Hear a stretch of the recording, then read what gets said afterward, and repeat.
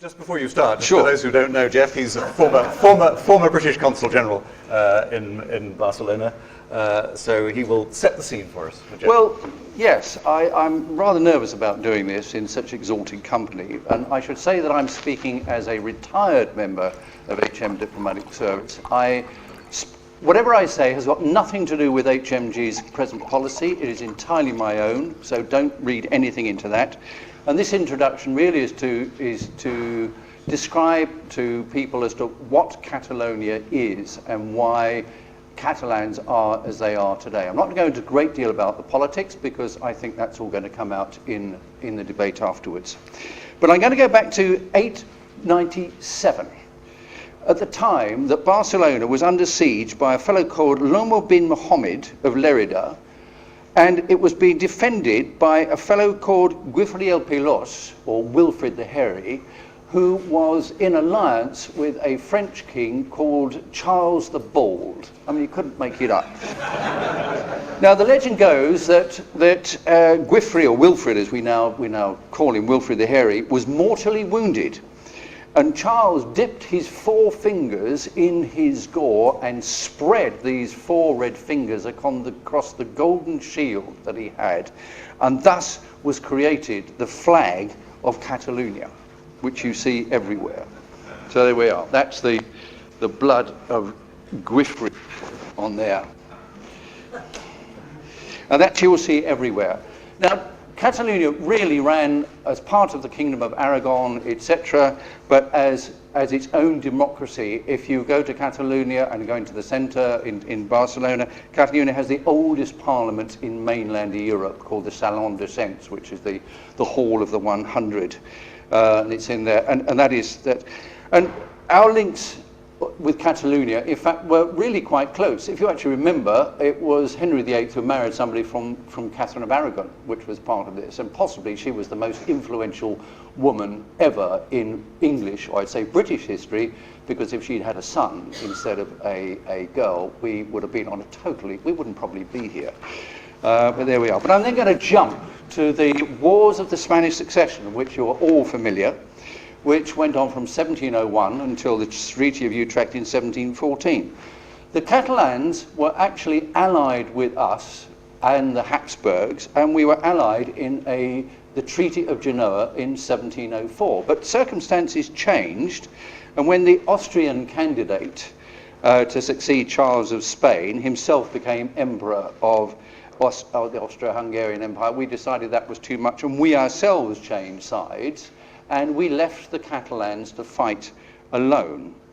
Now, they were besieged by a combined Bourbon, Spanish and French army of 40,000, and it took a year for Barcelona to fall. 8,000 Catalans died in that, and that's not including those who were summarily executed and in the mass rapes that took place when the city was overrun. Catalonia, therefore, was conquered by Spain. It lost its independence and it's lost its constitution, which had gone back centuries. Now, why is that important? Well, next year, 2014, is the 300th anniversary of that Catalonia's defeat, and it's the year when the Catalans, like the Scots, want a consultation on independence. A couple of months ago, a new graphic, and I say graphic, exhibition was opened up in Barcelona at a place called Il Born, which shows areas which were excavated, a part of the city that was destroyed by the Bourbons when they set up a fort, and there is a very graphic depiction of the siege of Barcelona.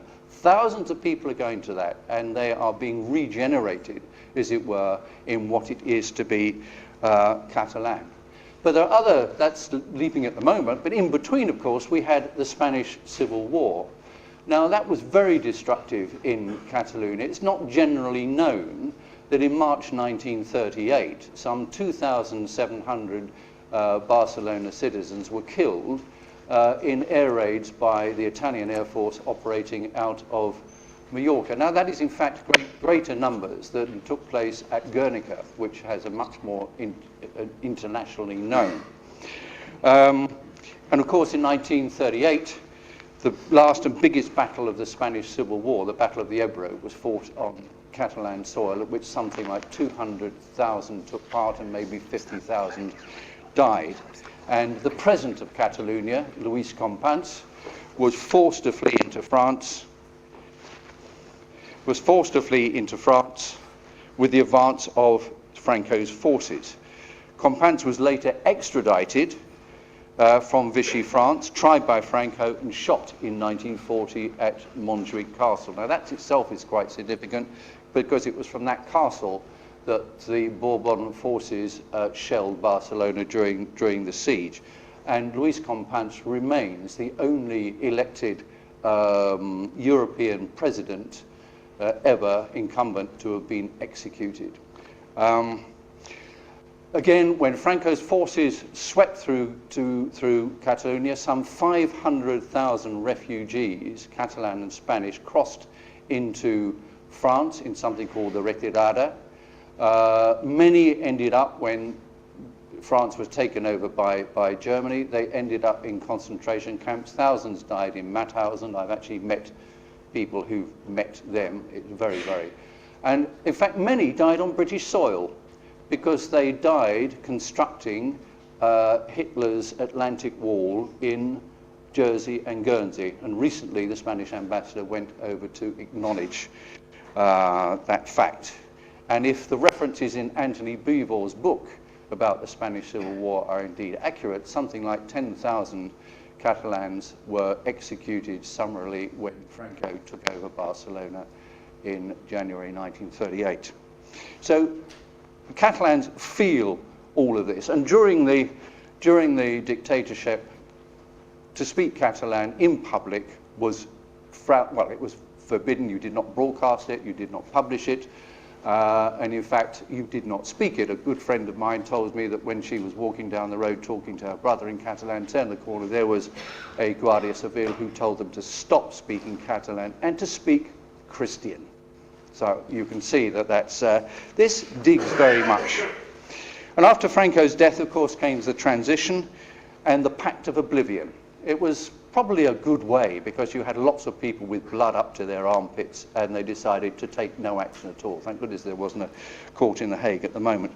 And the Spanish Constitution, of course, which is one of the features of today, of 1978, is based upon the indissoluble unity of the Spanish nation and the common and indivisible homeland of all Spaniards. But it also recognizes and guarantees the right to self-government of the nationalities and regions of which it's composed, and the solidarity among them all. That's quite important. But the ultimate defenders, of course, of the Spanish Constitution are the armed forces. And remember that the elections, the first elections for 45 years took place in 1980, which is only just over 30 years ago. So the tradition of democracy within Spain is still relatively shallow.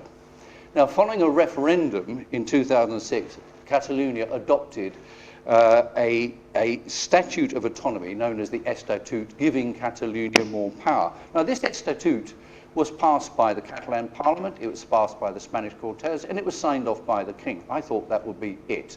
But in fact, Spain has a constitutional court which challenged this, and then in 2010 denied Catalonia's status as a nation. That had an instant reaction on the streets, and you had thousands of Catalans marching through the street, waving the Senyera, and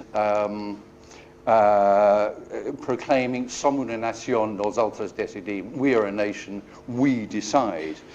And last year, I was in Barcelona on the day of the La Diada, which is that day of defeats, the 11th of September. There were 1.5 million Catalans in a march in Catalonia. I would say it wasn't a march. I couldn't move. There were so many people there, all calling for independence, and the same thing happened this year when they did something called the Via Catalana, where everybody linked hands right from the French border down to Aragon.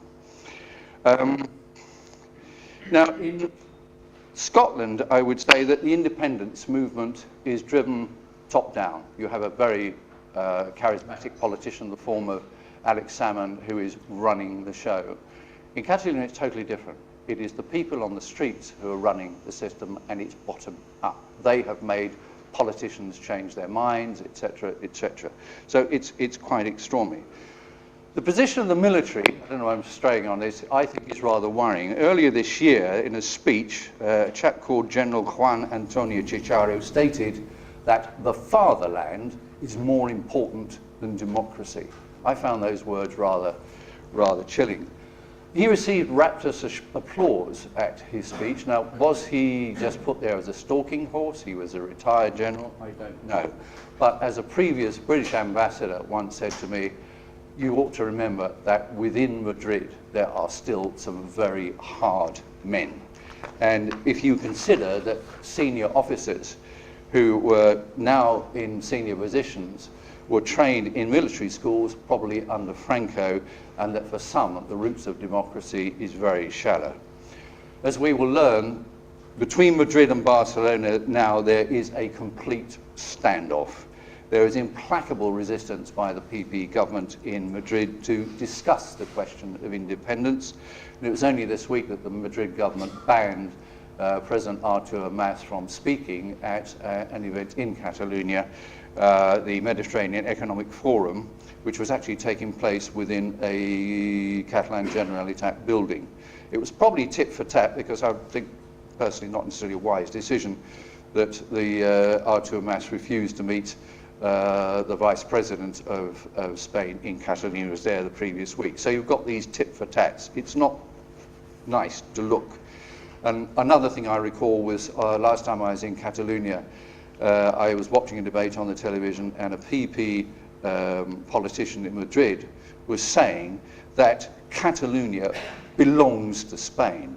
That's not saying it's part of Spain, it belongs to Spain. Now, to me, that was the kind of language of conquest. I'm going to stop at that point because I was only asked to speak for 10 minutes, so I'll leave at that. But you may wonder why I'm wandering around with this scarf. We have a Scottish connection. This is actually the Catalan tartan. And you will see there, you know, good old Guifrey, there's his blood, the 4 stripes on the colours of the Senyera. And you will see 3 other marks as well. One is the white for the snow of the Pyrenees, the green for the forests of Catalonia, and the blue for the sea of the Mediterranean. So there we are. If anybody wants to, there's your Spanish Catalonia connection. Yeah, thank you. Thank you very much. Scottish